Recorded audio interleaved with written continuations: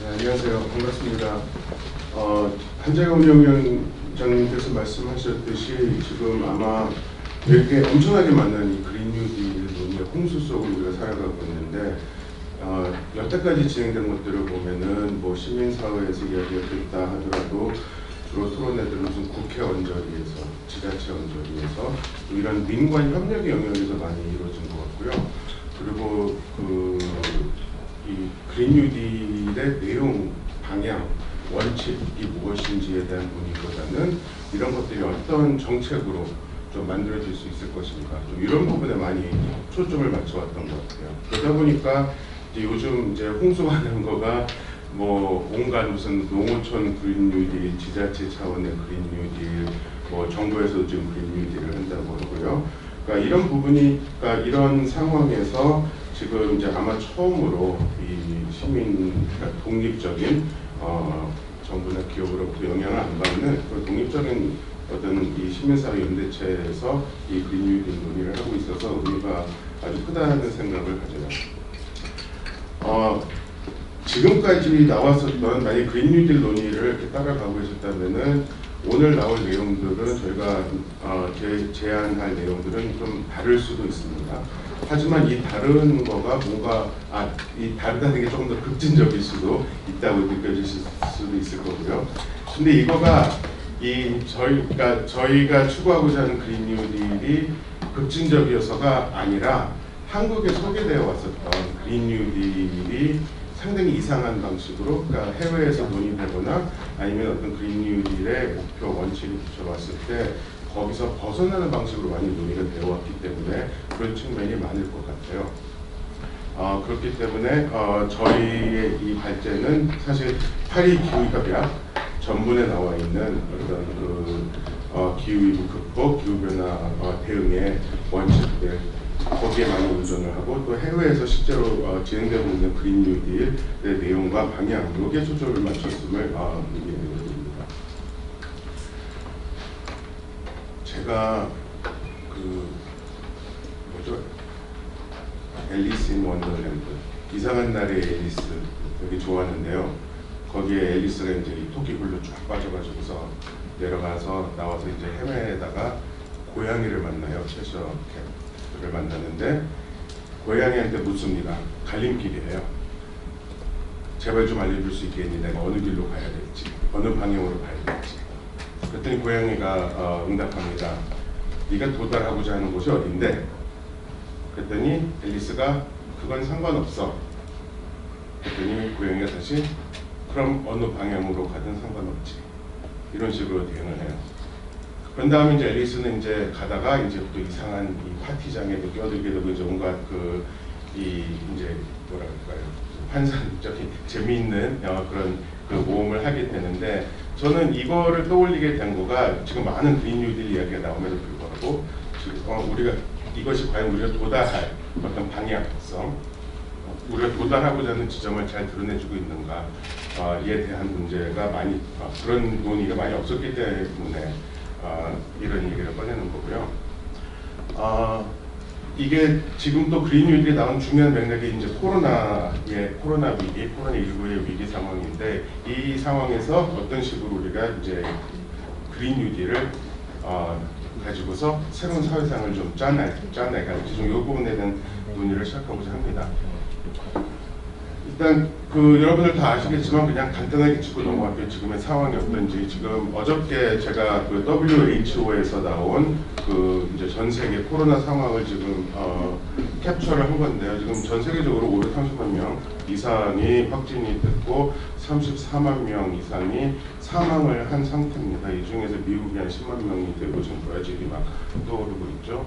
많은 사람들이 죽고 다치고 있고 락다운 상황에서 모든 활동, 경제 활동에 제약을 받고 있기도 합니다. 다른 때문에 잘 안 보실 것 같은데 이제 한국 상황이에요. 한국은 성공적으로 방역을 했다고 하지만 10,000명이 넘는 확진자와 269명의 사망자를 냈죠. 이게 평상시 같았으면 어마어마한 숫자지 않습니까?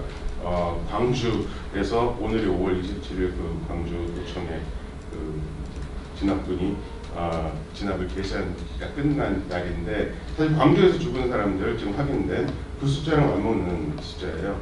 근데 이제 한국에서는 이제 이 K 방역이 성공을 했다라고 하는 이런 어떤 일종의 자긍심까지도 좀 가지고 있는 그런 상황일 수가 있고요. 이게 단지 근데 이제 사람 목숨, 병의 문제에서 그치지가 않죠. 지금 그 세계 경제가 완전히 나락으로 떨어지고 있고, 이거 지금 보고 계시는 표는 OECD에서 나온 건데요. 이제 올해 1분기, 2분기, 3분기, 4분기 해가지고서 지금 왼쪽은 이제 각 그 요인별로 해가지고서 뭐 수요의 문제, 뭐 주식이라든가 증권의 문제, 불확실성의 문제 이런 걸로 인해서 얼마나 이 세계 경제 GDP가 다운될 것인가를 보여주고 있는데 거의 이제 마이너스 2% 가까운 수준으로 이제 떨어질 것으로 예상을 하고 있고요. 오른쪽에 있는 표는 이제 각 지역별로예요. 그래서 이 파란색이 중국인데 중국은 이제 계속 이제 경제 규모가 이제 줄어들고 있는 것으로 나타나고 있고, 그다음에 이제 빨간 부분이 이제 아시아고 유럽이 초록, 그다음에 밑에 있는 이제 빨간 부분이 이제 북미인데 어쨌든 뭐 다 알고 있듯이 지금 이제 경제 상황이 어렵고 이거가 그러니까 V자로 다시 올라가는 거, 이걸 상당히 낙관하기 어려운 상황이라는 겁니다. 이게 지금 미국의 이제 상황, 사실 이게 지금 한 달 반 전에 나온 거예요. 여러분들 많이 보실 분들도 많겠지만 지금 이 빨간 선들이 그 뭐라 그럴까요? 그 실업수인데 이게 이제 2008년에 약간 이제 이 올라왔다가 이제 2020년 3월이 돼가지고 갑자기 저게 확 뛴 거죠. 지금 저 숫자는 더 올라가가지고서 그 이제 실업급여를 신청한 사람 숫자가 6천만 명 가까이 되는 지금 상황입니다. 미국 같은 경우에. 그리고 지금 전 세계적으로 이 코로나19 감염병으로 인해 가지고서 이 빈곤의 문제가 더 증대가 되고 있다는 보고가 이제 계속 나오고 있고요. 한국도 마찬가지죠. 지금 기업들도 엄청 뭐 어렵다고 하는데 사실 뭐 30대 재벌 같은 경우에는 지금 1,000조 원에 가까운 뭐 사내 보유금을 가지고 있고 그런데도 어렵다고 합니다. 하지만 그 돈도 없는 일반 시민들, 노동자들의 상황은 이제 더 어렵죠. 그냥 몇 가지 제목들만 제가 뽑아온 건데 지금 엄청난 상황입니다. 얼마 전에 한국노동사회연구원에서 분석 자료를 냈는데 거기에 따르면은 지금 현재 약 100만 명이 살짝 넘는 4월에 102만 명의 취업자 감소가 일어났다고 해요. 근데 그 취업자 감소는 2008년, 2009년 경제위기, 세계 금융위기 상황에서 만들어졌던 25만 명보다도 한참 4배나 많은 숫자이고, 한국 역사에서 엄청난 이제 한국 그 개발의 역사에서 엄청난 큰 위기이자 큰 획을 그었던 이제 97년, 98년 IMF 위기 때 그때 첫 2달에 직장을 잃은 사람이 95만 명이래요. 근데 그거에 비해서 지금 훨씬 더 큰 규모로 지금 한국에서 실업이 문제가 이제 벌어지고 있다라는 그런 상황 심각하게 좀 받아야 될 것 같습니다. 물론 이제 이런 경제적인 문제가 있지만 여기 계신 분들은 다 알고 공감하실 부분이지만요. 사실 이 코로나 위기가 단지 경제 위기에만 그치지를 않죠. 사람들이 죽고 다치고 움직이질 못하고 그것 때문에 경제 위기가 옵니다. 저기 이제 두 번째 있는 그 파도인데 그 뒤에는 기후 위기라고 하는 기후 변화라고 하는 어마어마한 파도가 지금 덮쳐올 준비를 하고 있습니다. 그리고 이제 이런 맥락에서 해외에서 이제 그린 뉴딜에 대한 이야기가 나와 있고 뉴노멀 뭐 이제 이런 얘기들이 나오고 있는 거예요. 사실 뉴노멀이라고 하는 거는 이 감염병이 이제 없어지지 않을 거라고 하는 이런 현실을 지금 거기서부터 시작을 하는 거예요. 이미 기후 변화로 인해 가지고서 뭐랄까 이제 무슨 병균들 바이러스의 서식지가 엄청나게 넓어졌고 한국에서도 말라리아 없어진 줄 알았던 말라리아가 다시 나오고 있고 적도 뭐 열대 지방에서만 있는 어떤 그런 전염병 감염병들이 이제 온대 지방까지 확대되고 이런 일이 있기 때문에 이제 앞으로 계속 우리가 이제 달고 살아야 된다. 이런 상황에서 우리는 어떤 계획을 만들어낼 것인가, 이것이 이제 현재의 과제라고 할 수가 있겠습니다. 이런 부분은 지금 세계적으로 다 이제 여기 이제 초점을 맞추고 있어요. 지금 보고 계시는 거는 2020년 올 초에 나왔던 세계 경제 포럼에서 나왔던 이제 그 매년 이제 제출하는 세계 글로벌 리스크 뭐 리포트가 있는데 여기를 보시면은 저기 오른쪽에 이 초록의 기후 환경의 영향이에요. 근데 이제 아래 2007년서부터 2020년까지 올라와 있는데 밑에 보면은 이제 뭐 경제적인 2000년대, 2007, 8, 9, 10대는 그 경제 금융위기의 여파도 있고 해서 경제 리스크가 가장 컸던 반면에 이제 최근 들어서는 이제 초록색 기후 환경으로 인한 리스크가 가장 큰 것으로 지금 판단을 하고 있고요.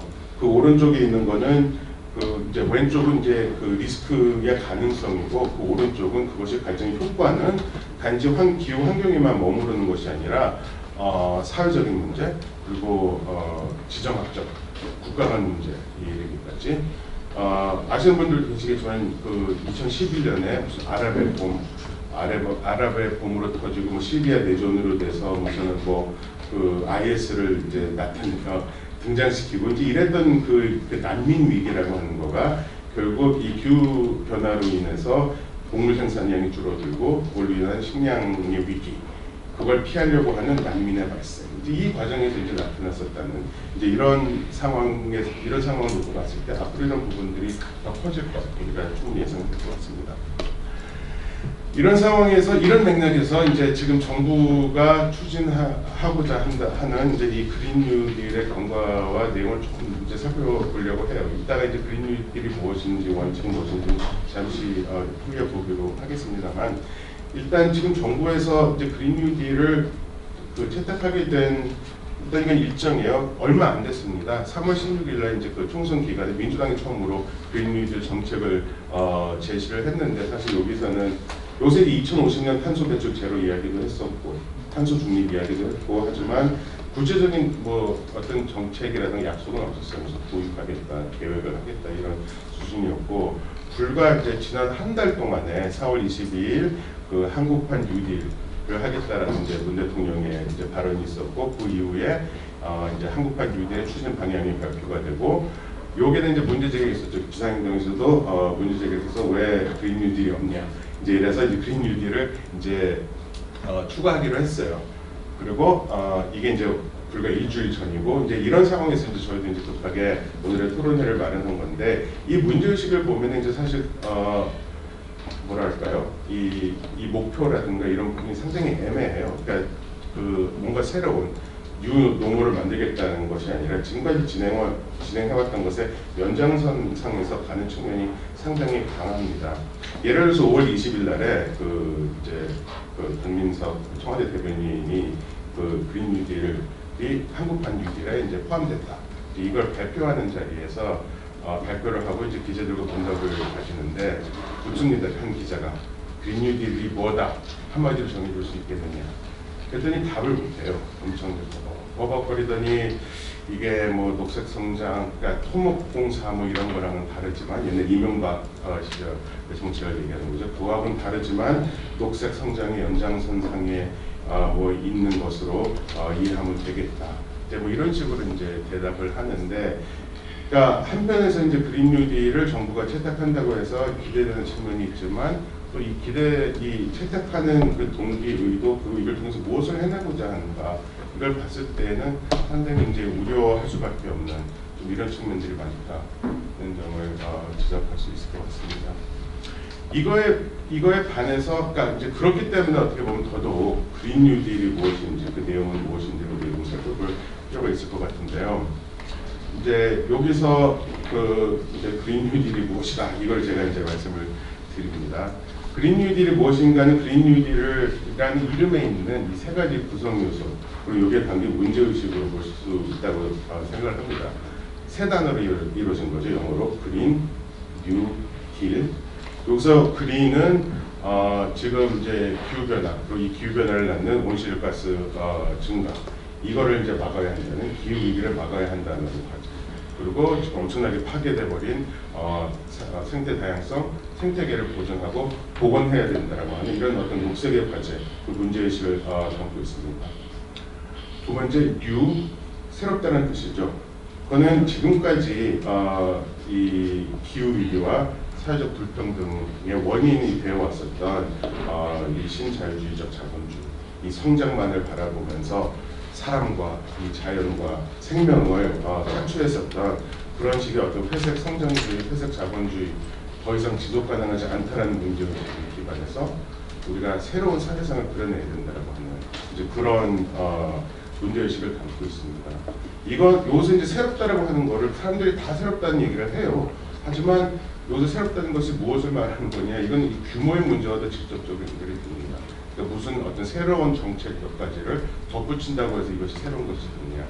그건 아닐 거예요. 그것이 아니라는 점은 이제 여기 계신 분들 다 동의할 거라고 하는데요. 여기서 뉴라고 했을 때는 이 전반적인 이 지금까지의 어떤 경제 성장에 기반한 어떤 경제 구조, 사회 경제 체제 자체가 변화되어야 되고 그린 뉴딜은 거기 역할을 해야 되는 그런 문제의식을 갖고 있다고 볼 수 있겠습니다.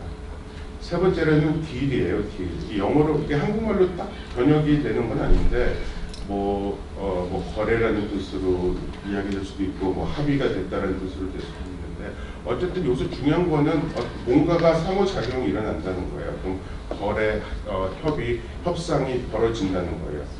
협상이 벌어진다고 했을 때 전제되는 것은 협상의 이 당사자들입니다. 누가 딜을 만들어낼 것인가라고 하는 부분.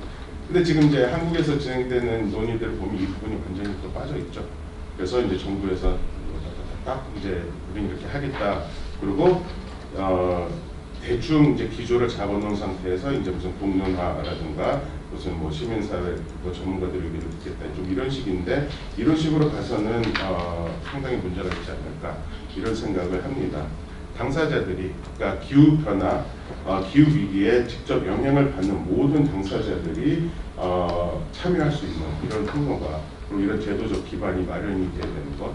그리고 이뿐만이 아니라 이 딜이 어디에서 이루어질 것인가 이 부분도 우리가 고민해 볼 필요가 있는데 지금의 거대한 구조에서 이것이 국회에서 국회를 통해서 이루어질 수 있는 것인가?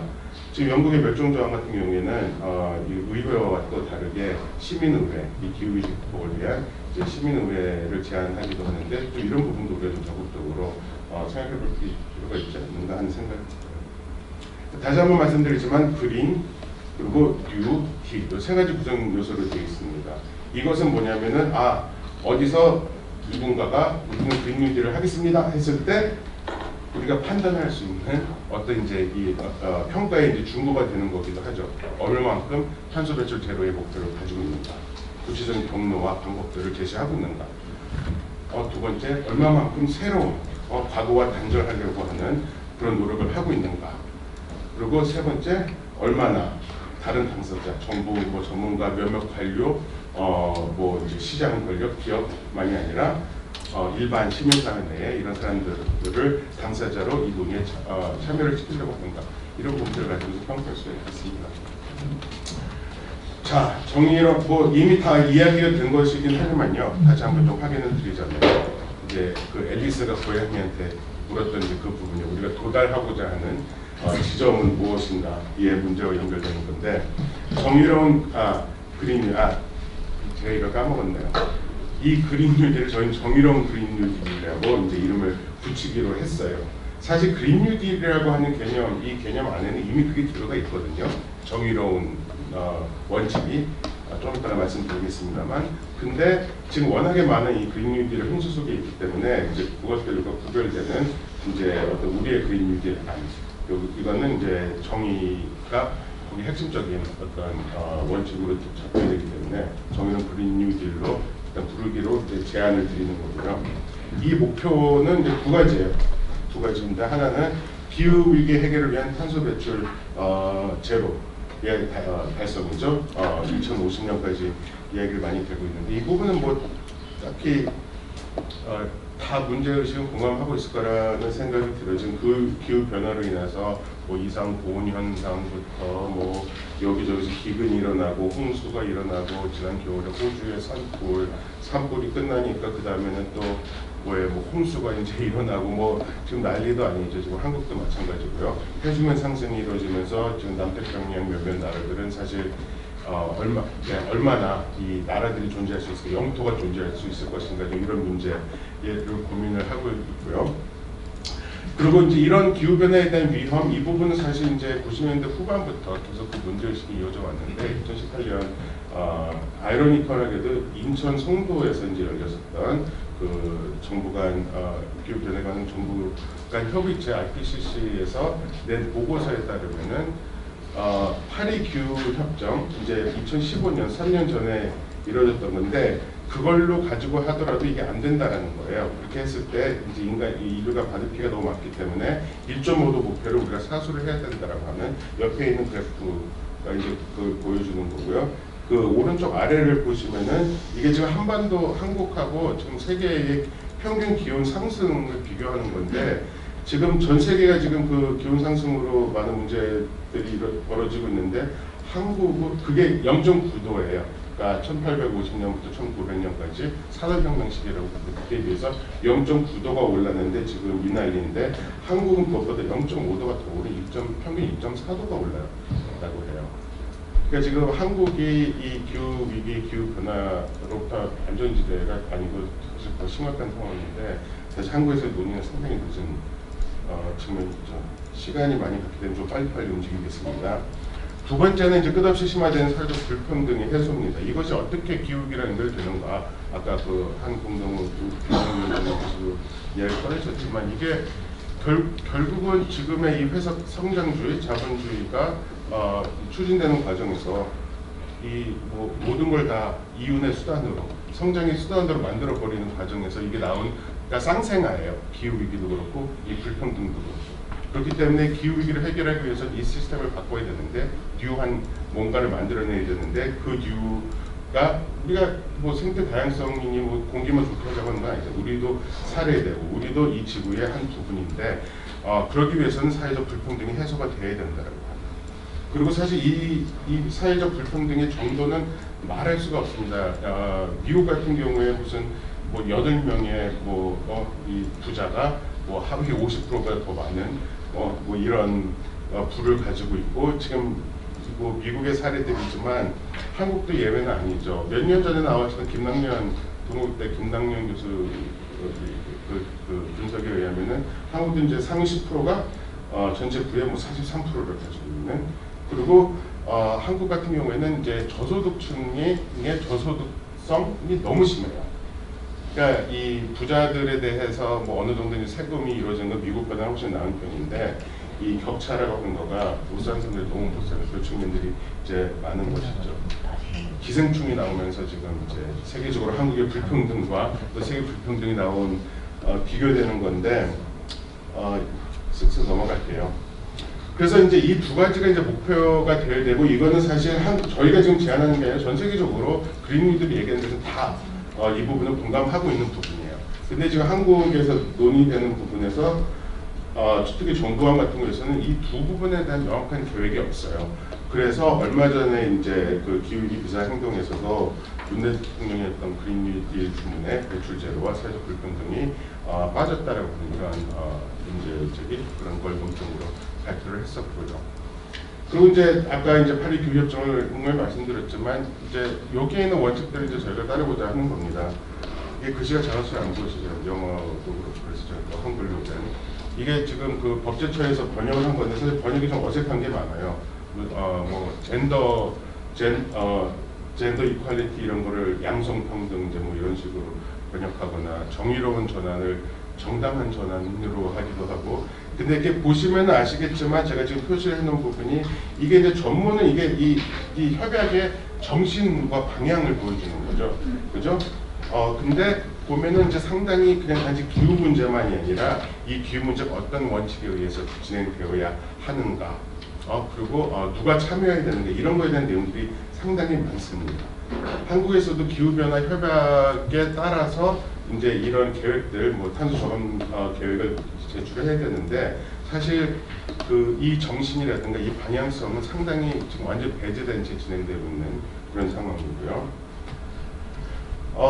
원칙 아까도 말씀드렸지만 이제 정의로운 그린 뉴딜의 원칙 이제 파리 협정에도 이제 개반한 것이기도 하지만 이제 두 가지를 저희가 잡아봤어요. 하나는 뉴의 개념을 받아들여서 구조 변화, 이 체계의 변화, 체제의 변화가 이루어져야 된다고 하는 현 경제 시스템 근본적으로 지속 가능하지 않기에 구조적 전환을 추구해야 된다. 두 번째는 기후정의와 정의로운 전환의 원칙인데요. 요거는 좀 더 구체적으로 이 기후정의라고 하는 거 왼쪽에 그림을 보시면 아시겠지만 지금 잘 사는 이 부자 나라들 빌딩들 있는 나라에서 연기가 나가지고서 저 나무들 있는 데로 이제 막 가잖아요. 기본적인 문제의식은 이 책임 있는 자가 그러니까 이 기후 변화에 가장 큰 책임을 만든 자들이 여기에 책임을 져야 된다는 것이고 책임 적은 자는 피해가 없게 해야 된다고 하는 이 원칙을 말하는 겁니다. 그리고 정의로운 전환 이야기가 많이 되고 있지만 이것도 사실 그 내용을 잘 모르는데 이건 단지 그러니까 한국에서는 이걸 무슨 사회 안전망이라든가 이제 피해를 최소화한다 이런 식으로 얘기가 되고 있는데 이걸 넘어서 사실 이 당사자들이 참여를 하는 이런 어떤 채널을 만들어야 된다는 것이고요.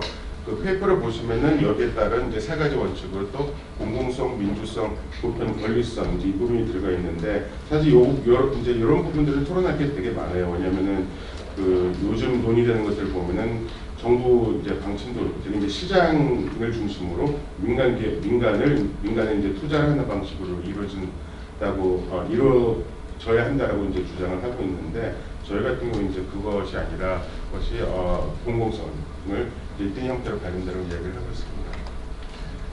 여기 있는 그림들을 한번 보세요. 이것들이 지금 사실 한국에서 이제 그린 뉴딜 논의라든가 뭐 토론회의 포스터들하고 상당히 달라요. 이것들이 지금 그 미국에서 그 어떤 그 토론회를 같은 거 알리는 이제 포스터거든요. 특히 여기 왼쪽 아래 이제 크게 나와 있는 거는 작년 봄에 죄송합니다. 제가 왔다 갔다 하다 보니까 작년 봄에 미국에서 이제 수십 개 도시를 이제 투어가 있었어요. 그린 뉴딜 가지고서 이제 토론회인데 이제 저 포스터를 썼어요. 각 지역마다 저거를 이제 템플릿으로 해가지고서 논의를 했는데 보시면은 많은 유색 인종들, 노동자들 손가락을 가리키면서 이제 사실 되게 어떤 녹색의 분위기, 무슨 아기자기, 무슨 중산층 좀 이런 분위기가 아니잖아요. 전체적으로 여러분들이 영어로 그린 뉴딜해서 검색을 한번 해보셔도 보실 수 있는 내용, 어떤 이미지든 이런 게 훨씬 더 많아요. 이건 뭐냐면 이제 해외에서 그린 뉴딜이라고 하는 건 아래로부터 이런 사회운동, 무슨 노동자, 농민, 지역사회, 공동체 이런 사람들이 운동을 통해서 만들어져서 어떤 사회 체제를 변화시키고 그 과정에서 기후위기를 극복하고자 하는 좀 이런 프로젝트로서의 의미를 가지기 때문에 이런 거거든요. 근데 이제 한국 같은 경우에서는 그 부분이 없는 상태에서 위에서부터 이제 전문가들 이야기가 되니까 사실 괴리가 상당히 많아요. 그리고 이것이 가장 우려되는 부분이기도 하고요. 이거는 한국에서 많이 안 알려졌는데 이 버니 샌더스의 그린 뉴딜과 같이 이제 제안된 21세기 경제 권리 장전이에요. 이게 이제 어떤 보편 권리성과 연결이 되는 부분인데 기본적으로 그린 뉴딜이 이제 추진되어야 할 어떤 방향성을 나타내주고 있는데 무슨 임금, 건강, 교육, 비용, 주거 등등 모든 부분에 있어서의 기본 권리를 확보하는 방향으로 가야 된다. 이런 방향성을 보여주고 있습니다. 정의로운 그린 뉴딜의 수단에 대해서 간단히 말씀드릴게요. 앞에서 조금씩 이제 짚은 것도 있긴 한데 이제 세 가지로 일단 제안을 드립니다. 하나는 이제 정부의 대규모 재정 투자예요. 의료든 공공부문 일자리든 정부가 나서서 해야 된다라는 것이고요. 두 번째는 이제 이 부분이 이제 민주당이라든가 지금 논의되는 그린 뉴딜과 다를 수 있는 부분인데 저는 지금 회적 자본주의, 기득권제로 대기업에 대한 규제가 더 필요하다는 얘기를 해요. 이거는 단지 그러니까 이제 재생에너지를 억압하는 이런 식이 아니라 무슨 자동차 내연기관 자동차라든가 석탄 화력 발전소라든가 철강, 항공 등등 이 탄소 배출 다배출 기업들에 대한 어떤 규제가 더 강력해져야 된다는 원칙이고요. 또 세 번째 이제 수단 방법론은 노동자, 특히 비정규직, 농민, 지역주민, 여성 성소수자 이주민, 청년들에 대한 강화, 역량 강화. 이 부분은 이제 그 파리 교육협약에도 들어가 있는 부분인데 이 사람들이 당사자로 나서야 되는데 이 사람들이 힘이 없고 약하면은 이 사람들의 역량을 강화할 수 있는 그런 조치들까지 포함을 해야 된다는 그런 원칙을 담고 있는 겁니다. 정의로운 그린 뉴딜의 이제 7대 핵심 과제라고 이제 일단 정리를 해놨는데 이 부분 자꾸 다 이야기는 하지 않을게요. 하지만 이제 몇 가지, 그러니까 이런 부분이 들어가야지만 이것이 이제 그린 뉴딜이 될 수 있다고 보고. 알람을 해놨는데 시간이 걸린다는 소리입니다. 거고요. 맨 아랫부분에 보시면요. 지금 정부가 그린 뉴딜을 하겠다라고 하면서 얼마 전 이제 청와대에서는 이 지금 해외 석탄 금융, 뭐 인도네시아로 지금 석탄 발전소 막 수출하고 있잖아요. 근데 그거를 하지 말자 이런 제안이 그 당뇨 안에서 나왔는데 문재인 대통령이 그걸 일축을 하셨어요. 그리고 지금 이제 그러면서 또 뭐 삼척에 블루파워, 뭐 신규 석탄 화력발전소 짓고 있죠. 제주시 제2공항 뭐 등등등해서 지금 공항도 많이 지으려고 하죠. 그리고 지금 두산중공업 지금 엄청난 위기를 받고 있잖아요. 이런 걸 통해 가지고서 정부가 먼저 어떤 뭐랄까 어떤 선결 조건으로서 이런 부분들을 처리하지 않고서는 이런 제대로 된 그린 뉴딜이 아니다라고 하는 이런 문제 제기를 할 수 있는 좀 그런, 그러니까 정부를 압박할 수 있는 이런 어떤 수단으로서 저희가 좀 제안을 하고 있습니다. 앞부분에서 너무 길어가지고 뒷부분 너무 말씀을 못 드려서 아쉬운 게 많은데 일단 여기서 정리를 하고 있다가 토론 시간에 또 많이 얘기를 할 수 있었으면 좋겠습니다.